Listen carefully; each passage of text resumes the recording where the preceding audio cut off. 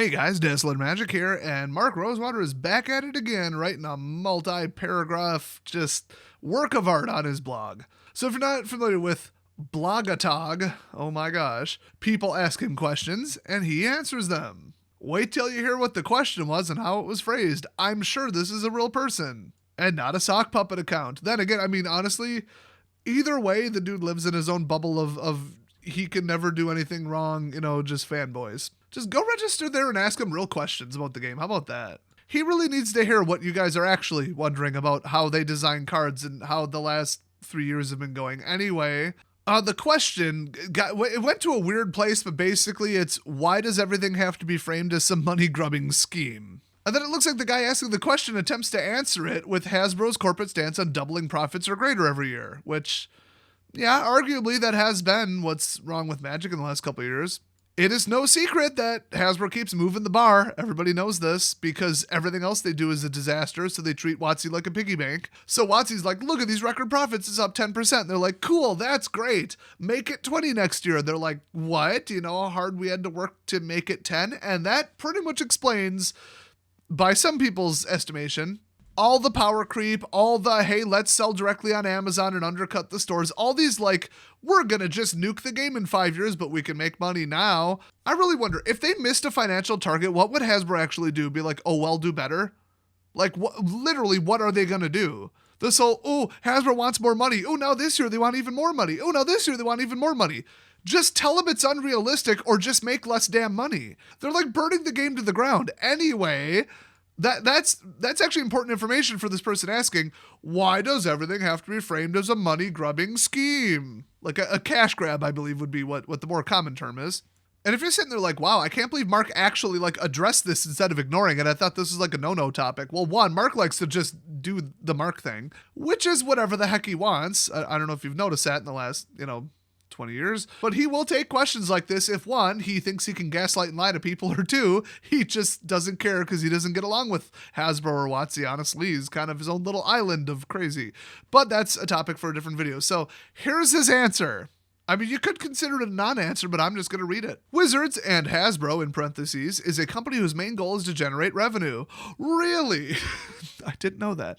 That has been true since Magic first premiered in 1993. No, it hasn't, because Hasbro didn't own them back then, and Wizards wasn't like, absolutely maximum generate revenue. They're like, let's make a fun game and maybe it'll make money.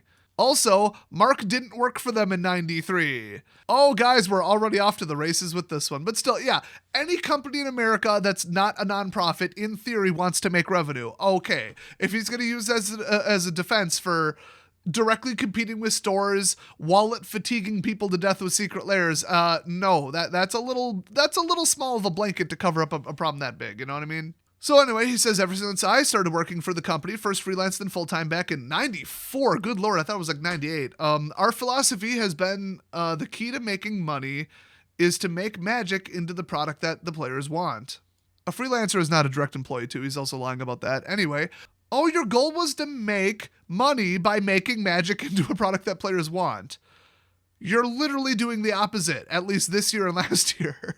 Power creep standard to hell, drive away the most amount of players, lose 2/3 of the arena player base, alienate everyone, and then keep moving the bar and cash grabbing everything on arena. Every new format. Oh, you got to burn more rares, got to burn more wild cards. Oh, you got to pay more to play this format. Oh, you got to pay more just to keep up with the format that you're already playing. They are literally doing the opposite. All you do is make an attractive, fair, affordable game, and then the customers show up. But they can't trust that anymore. And I think it's because Hasbro's breathing down their neck saying, make more money, make more money, make more money, because everything Hasbro is doing is failing miserably. Over half of their income is from Wizards, by the way. Just think about that. Think about how many things that they own and how big they are. But, I mean, with Alta Fox's little disclosures on the history of the wonderful acquisitions and projects going on at over at Big Papa Hasbro, they have bungled every acquisition, everything. Games have failed, movies have failed, everything. I can see why they want WOTC spun off. Unfortunately, what they don't realize is WOTC's run by lunatics who don't know how to manage the game anymore. But if everybody could just, let's say Hasbro disappeared and they separated and that's it, now Wizards is on their own, could they just sit back and take a breath and say, you know what? Let's return Standard to a comfortable power level. Let's stop trying to rip people off. Let's have a permanently free format, all access format or phantom draft on Arena, just to draw people in. Let's make the game attractive. Let's lower the aggressive profit making, and then let the people show up and make us profits. Like, that is so much more durable, and that's what they've done for the rest of the years. When they started cranking up the power, I think they said as of Ikoria, I have a different start date for that, but they said they did it willingly because they said some people want higher powered Magic. That was like the biggest lie they've ever perpetrated. If they wanted high powered Magic, they'd go play Commander and Modern. Just try to argue with that. Just try. Standard was the fun, understandable, low-powered, I can build 10 decks, and as long as I know what I'm doing, all 10 are competitive. It was the deck-building format. It was the new people format. It was the intro to Magic. Modern and Commander and other formats were the high-level power, okay? Where you win on turn 4, okay? That was always the target for Modern. Now they've just power creep, and then they're like, where do we go from now? And then Chris Cox just leaves. Yeah, where do you go from now, Wizards? That's why when remember the original question, why does everything have to be framed as a money-grubbing cash grab? Because for the last 3 years it has been. I mean, look at any metric at all. The number of companies holding pro level tournaments, it went from 2 to 1 to 0. The live stream attendance for the pro tours and stuff. Oh, well, it's, top 16 and 14 of them are playing the same deck. Oh, why is nobody watching on Twitch? Why do we have to switch it to subscriber only mode so that people stop roasting us about our shit game that has failed completely? Why have there been more bans in the last 4 years than there have been in the entire rest of Magic's history? Why is the Arena player base down the toilet? Why did Arena or Wizards tell people to stop tracking it and block people from it? By literally any metric, the game is dying, and they pushed it to such an unhealthy place. I wouldn't be surprised if half the staff just quits in the next 2 years because they've driven it to a place where they're at a dead end and they can't fix it. Now, they could fix it, ban 30 cards and rotate Standard twice a year, done overnight. But they don't have the balls to do that, and in the short term, it would lose the money, and Hasbro would be mad. Which I'm all on team piss off Hasbro and just fix the damn game, because the next 10 years will look a lot prettier. You aren't gonna like what Magic looks like in 2024 if they keep going down the path they're at now. Okay, and everybody thought they'd lower the power level after they learned their lesson from Ikoria and Eldraine. They clearly did not. Have you seen Crimson Vow? It's not as bad, but have you seen Hallowed Haunting, Toski, Brutal Cathar, Lier? Just anything people are playing right now. Faithbound Judge, Xanathar, the number of manlands like Hall of the Storm Giants where you can just run all control and win with your lands. Like, what? That's not even Magic. What are they even doing? Vorin Klex, people are still mad about that. Elvish Warmaster, Scoot Swarm, Westgate Regent, Terragrid, Teleportation Circle. People don't like these cards. They are like horrible. Just do something about it. Skeletal Swarming. God, that card's cancer. There was nothing like anything I just mentioned 7 years ago. There just wasn't. That is a fact. So they need to fix the game and stop doing these short-term little, okay, everybody's pissed and we've lost, half the community. We've lost half our customers. What can we do to make up the money and the difference? No, Wizards, stop. Listen to me.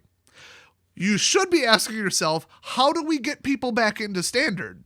Would you even show somebody Standard right now? If they've never played Magic and you want them to play, would you even show them Standard right now and expect them to be like, that's a game I want to play? Answer that one, because I already know the answer. I've talked to enough people. So let's get to Mark's version of events now that I gave you the truth up front for context. The issue I was trying to raise is there is a tendency to frame any game decision that you like as for the good of the game and any decision that you don't like as solely for greedy profit reasons. I get that, but that's such a small, you can't write off everybody's opinions as that, okay? You can't just, oh, no, everybody's just mad because they're mad. Oh, they didn't like this because they don't like Japanese art. Oh, they don't like high-powered Magic, but we could ignore them because they'll be happy about something else. Yeah, they'll go play casual kitchen table with, cards that they bought 5 years ago and not buy anything from you. Should that sound concerning to you in any way, Wizards? The pro scene collapsed and nobody wants to play it because it was such a shit show and you treated Channel Fireball like crap. Nobody's showing up to play F&M. Okay, those numbers are down the toilet. The number of stores is down the toilet because of Secret Lairs and them directly competing with stores on Amazon. Then you got the collapse of the cutoff of ACD, and then they went to Asmodee. Don't even get me started. And they cut off Diamond Comics to give Asmodee even more market share, allegedly. That was the most crooked deal I've ever seen. It resulted in a lawsuit. Look, everything about what they've done lately has been toxic, terrible for the game, and going in the wrong direction, and Magic's going to die in 3 years. I'm just telling you that right now. If they don't fix something, and remember, it's going to take about 2 years to fix Standard, because you have to rotate out all the toxic shit once, and then the other half of all the toxic shit a second time. How are they going to turn this around? They're just going to keep cash grab. They just had to sell off MTGO. That's like, wow, I'm doing so great financially. Wait, why did you just mortgage your house? Like... This is you're about to lose a game of Monopoly and you're selling off your properties. You know why? Because they're literally selling off their properties. MTGO is one of their properties. But no, if you agree with it, you say it's for the good of the game. And if you disagree, it's solely for greedy profit reasons. Yeah, because people aren't have like an 8th grade level of economics knowledge of how to run a business and say, well, that's a cash grab. Well, that's going to harm stores. Well, that's only going to make money in the short term. Well, that's going to only apply to whales. Well, that's going to make the game more expensive. Well, that's going to burn more wild cards. No, we can see this. We have functioning brains, okay? So once again, he says people have a tendency to frame any game decision that they like as for the good of the game and any decision that they don't like for various reasons as solely for greedy profit reasons. The reason I started this blog is to have a place to speak bluntly with the audience, so let me do that. And then he just proceeds to lie. Wait till you hear the rest of this.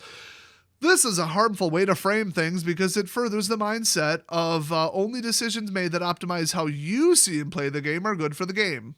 Even though everybody's screaming about like the future of Magic and what their entire play group collectively said and what like polls online with 10,000 votes say. No, dismiss all that. It's you and your narrow-mindedness that's behind saying that Wizards shouldn't be doing this stuff. Yeah, that's it. This guy is either the worst liar ever or he is a delusional lunatic. I'm not even sure which at this point. You can only toe the company line so hard if there was like more of an outsider at the core of Wizards than Mark, as far as everybody telling him, don't do this, we don't like your ideas and just all that. I don't know who it is. Maybe that crazy person who keeps reporting everybody to HR because like saying that they didn't like the name Megamorph was somehow transphobic. I'm not kidding. That happened. Maybe they're more on the outs. They're not part of the team.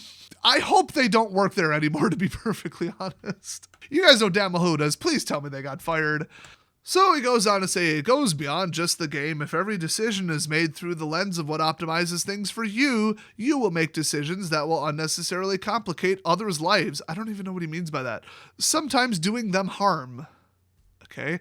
It's an important life lesson that there are other perspectives out there and you do yourself and the world disservice to ignore them. I mean, once again, not bad advice. Don't just think like everybody has to work the way I do, live the way I do, have fun the way I do, drive the way I do, eat the way I do. That's just ignorant. Like if you haven't learned better than that by the time you're like 20, boy, you like, have you ever been on the internet? Have you ever talked to people from other countries? It's like, yeah, he's got a point. Not everything needs to be framed in the exact way that you live your life and everything's for you. But what he's completely failing to notice is they take market research polls so they don't have to say, oh, look, some unknown percentage of people on Twitter are saying they're mad with this decision, with this card, with this ban decision, with this non-ban decision, with anything that Wizards does, this new product announcement. And he just writes it off as, oh, they're just individually wrong. Well, look at the collective numbers. Look how many people, he took a poll like 2 years ago asking if people were comfortable with the power level of Standard, and over 80% of them effectively said, no, we want it lower.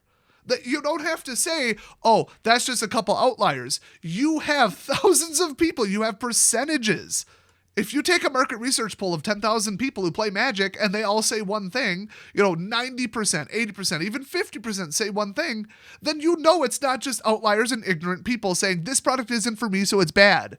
Okay, that's like 1%. So the fact that he writes this off is like, that's the entire explanation, so nothing is a greedy cash grab because it's just people who don't know what they're talking about saying that. Well, no. What people say, this is bad for the future of the game because card cost, because this, because that, because it's unfair, because it's not fun, because control is out of control. This ban announcement was incorrect because this. This ban announcement was too aggressive because this. Like, they're literally explaining to him to his face on Twitter, this is why I think this is a bad decision. He's like, nope, you just don't know what you're talking about.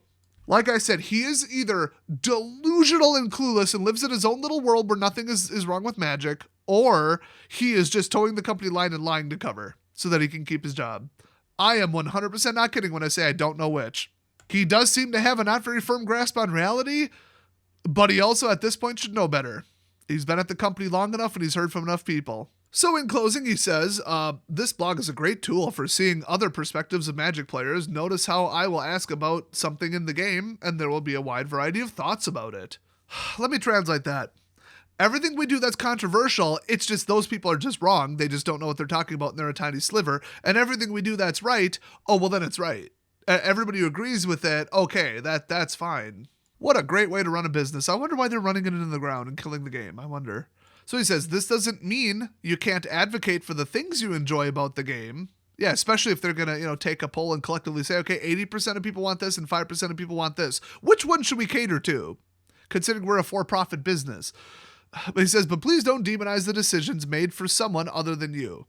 And now, the one thing I will bring up, if you wanted to buy the Jace sneakers for like $200, because you thought Jace sneakers are the coolest thing ever. You want a Magic the Gathering backpack. You want that god-awful overpriced jewelry. You know what? In that case, you're just wrong. I don't even care. Guys, it's silver and it was like $300. You're out of your mind. If there's a hyper collectible version of a card, like the new neon glow, yellow, purple, whatever the hell it is, demon thing, and you're like, that's not for me, that doesn't mean it shouldn't exist. I draw the line at the perfectly logical limit. If you don't need it, and I mean literally need it to play the game, then I don't care. If I like it, it's for me. If I don't like it, it's not for me. Doesn't mean it shouldn't exist. And for every whale out there buying a $400 card or this from the vault, that secret lair, this mythic edition, whatever, this hyper rare collectible, whatever, that's less money that they have to get from standard players buying normal frame, non-foil cards. The best example is the Expedition lands where people are like, I don't like hyper rares. They're turning this into Yu-Gi-Oh! I don't like, lottery ticket booster packs. And okay, cool. Perfectly valid.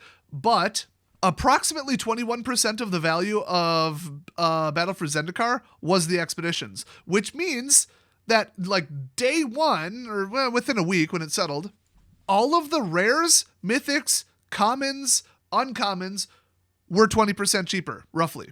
Because you open boxes to get value, and when the average is being thrown off by 19 to 21%, it actually ended up being, expeditions, then the game is 20% cheaper for you if you didn't want to buy the expedition. So people say, these shouldn't exist. Well, that's an opinion. Factually, it's actually good for you. Just ignore it and continue to play the game. You know why? You don't need the expedition lands to play the game. Now, when they had, I believe it was 2017 gift box, and they had a dinosaur, an angel, and a dragon, and two others that you needed to play the game. They were standard legal, but now you need to buy something outside of the normal draft boxes, or draft boosters, which were just called boosters at the time. Oh, now they're upping the amount of product you have to buy just to play the damn game, and they're isolating standard legal stuff outside of the standard legal pool in the boosters. That I have a problem with. And it's not because I have a different opinion and the product's just not for me.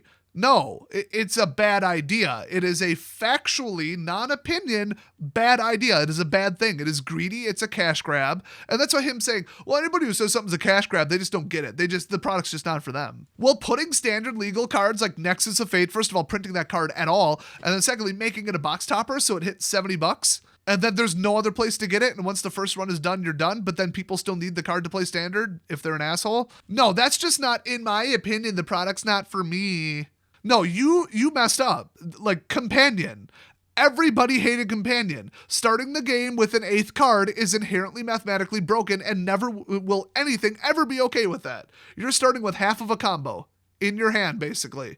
Mark finally admitted, okay, I get it. People don't like it and it was bad. Fine. And he goes on a 19-hour Twitter tirade.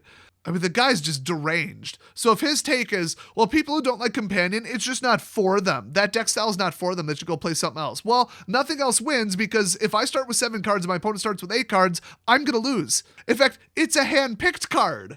I would take 5 cards in my opening hand random and 1 hand-picked card out of my deck. And I would still beat somebody pulling 7 random cards. I guarantee it. That was not, oh, Companion's not for me, the product's not for me, the set's not for me. That was a mistake, Mark. That did over a year worth of damage to the game. Mark, you idiot. Take some responsibility. It just pisses me off that he comes to the blog and he's like, no, everybody's wrong but me.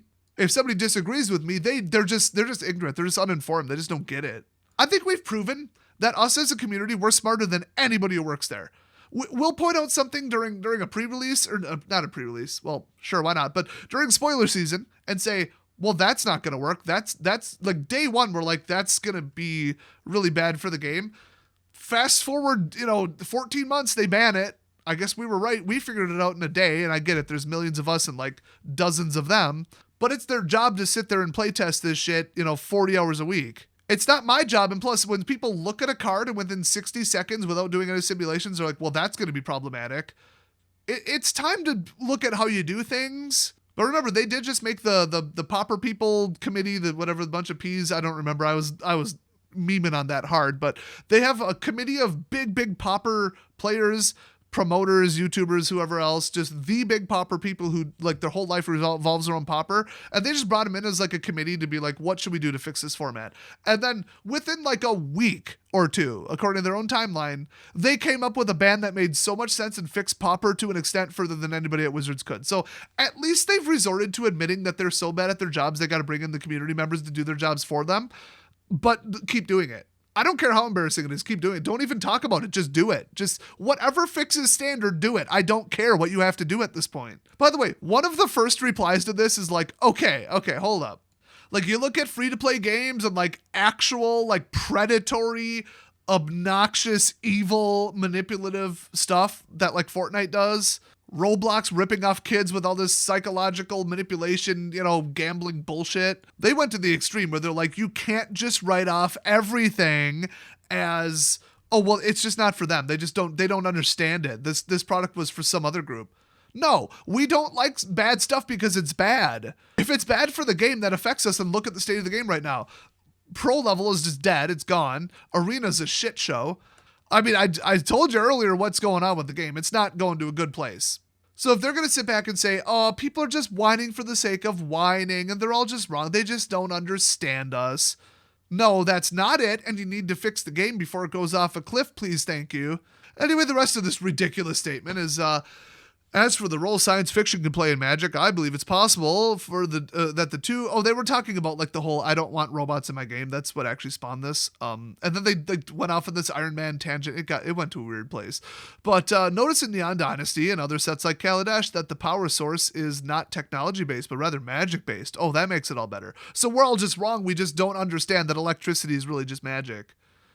I could have sworn we taught you this lesson during Kaladesh, where we're like, it's just electricity. It's just steampunk Victorian steam-powered. Come on. I don't care if it's mana. And in fact, it wasn't mana. It was ether. Come on. Oh, pardon me. Aether. They spelled it aether. It was ether, but they spelled it aether. Oh, I'm going to drop that approximately never. So he says, yeah, I think it requires some nuance to work correctly, but I do think it's possible with the whole technology. So in other words, we're going to keep doing it. We're going to do whatever we want. And if you don't like it, you just don't understand. Stylistically. So it was kind of a two-part question about why do people say that they don't like, Kaladesh being all science fiction-y, and then it's like, it's either for you or it's not for you. Okay, yeah. But the majority, from a percentage standpoint, of people didn't like it. So that's when, from a company standpoint, you should start being concerned. But then it was also, why does everything have to be a cash grab? And then he just goes on to, well, it's the same thing. If you call it a cash grab, it's because you just secretly don't like it. Not because factually it's a cash grab. By literally any metric. And by the overwhelming majority of people saying it's a cash grab. Like, what reality does this guy live in? So yeah, this has just been more absolute bullshit from Mark Rosewater, but here's the thing. This made it to Reddit. This was so egregious and his comment section was so clueless that somebody just said, Mark's response to the money grubbing scheme. And they posted on Reddit. It got upvoted to hell. Let's see what Reddit people have to say, which remember, this is the main Magic Reddit. It's got a bunch of shills and a bunch of clueless, delusional people, but it's still got a lot of people who are really pissed off and the mods are letting them get away with a little more than they would have, 3 years ago, because they look at the state of the game and they're like, I'm done censoring for Wizards. This person has a point. Okay, the first 50 replies are about Iron Man. Should have seen that coming. I think somebody summed it up pretty good after I scrolled past 1,000 more Iron Man comments. Welcome to why Mark Rosewater picked this one to answer. It's nonsense.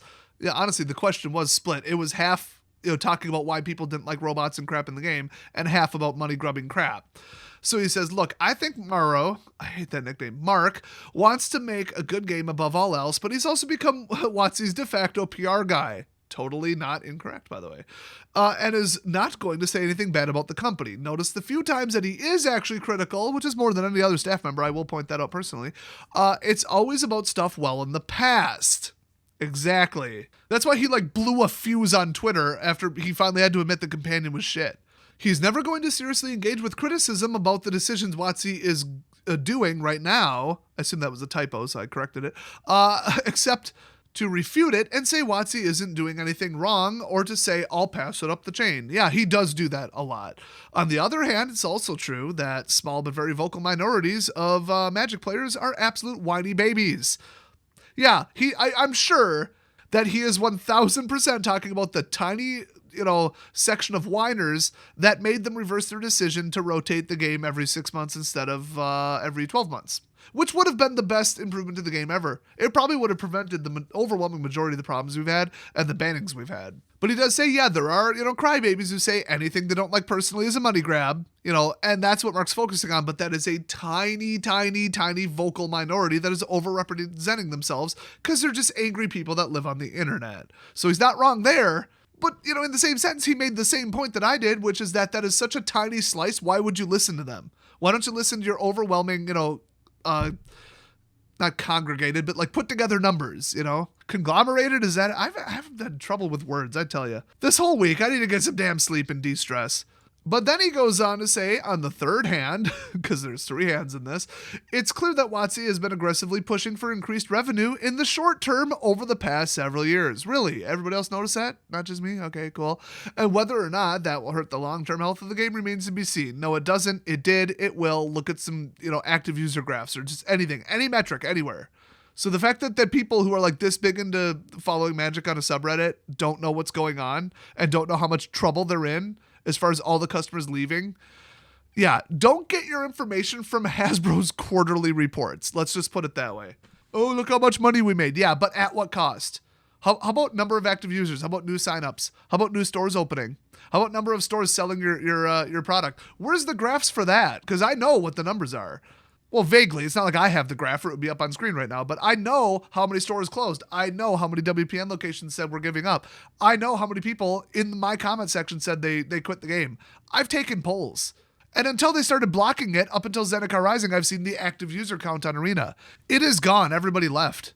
Period. So another person saying, yeah, I don't see how you can call it anything other than like a money-grubbing cash grab, and that any portion of the consumer base is happy and wasn't totally ripped off by the lazy, low-effort design of certain recent products, which have then also been slapped with premium pricing. I don't know if they're talking about the secret layers or collector's boosters or both, but they have a point in either case.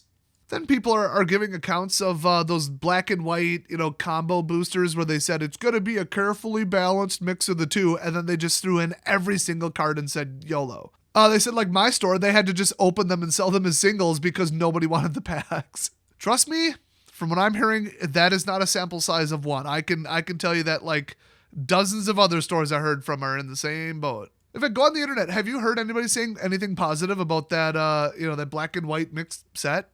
I haven't. And in fact, this is the last example because I think I've driven the point home here. Somebody said, if we had gotten what was promised, a curated set that's specific to draft, it would have been a slam dunk. Even if the frames still look like shit, people still would have been like, well, okay, the art's not for me, but I'm going to play it because everybody loves draft. Draft is huge, especially when standard constructed is shit. You got to have something else to do, right? But it didn't deliver on that. It was lazy, rushed crap that looked like garbage, so everybody's pissed. There you go. So it's not just the product's not for me. It's no, you factually, provably screwed up the product. And now the people who were even interested in the product was for them, are mad that the product is bad. If I were to generalize the rest of the comments, people were basically saying he handpicked that exact question because it was asked so poorly and so specifically that he could answer it with a fake answer and kind of extrapolate it to all of the anti-consumer practices that Magic has been doing recently. Ton of people had that take. That's actually the first person to say it was one of the most upvoted comments. So yeah, people are getting through the crap, okay? But then again, near the bottom, people are arguing about whether or not they canceled competitive play in PTs and if they were dead before or after COVID. The answer factually is before. Those were dead and dying and they pissed off Channel Fireball and failed to give them camera equipment and trophies before COVID. Okay, they were thinking about folding and threatening Wizards to stop holding tournaments before COVID. That is a fact. And the fact that people would even argue about that and be like, no, it was all because of COVID, not because the game is shit and because standard nobody wants to watch it on stream. And because attendance is down because people are quitting the game. No, it was because of COVID. Stop listening to Wizards' lies, please. In fact, if you want to keep hearing the truth, sub to this channel. I'll see you guys next time.